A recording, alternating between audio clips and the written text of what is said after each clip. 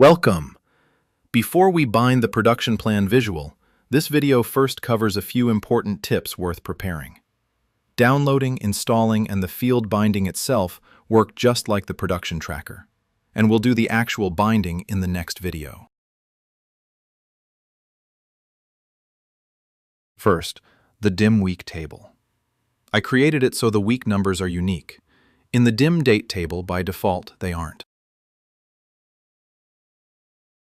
In the data model, it acts as a bridge, linking the date table to your weekly goal. This is what makes the weekly goals and deliveries show correctly. Avoid a many-to-many relationship. Always create this weekly bridge. The second thing is the BOM table. You only need it when your planning is parallel, not linear.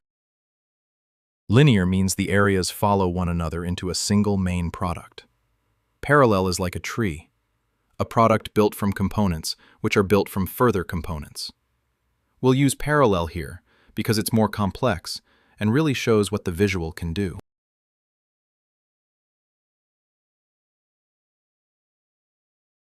The BOM table holds parent and component IDs. Linking it directly to products can cause cross-joins, so I recommend merging it into the DIM product table.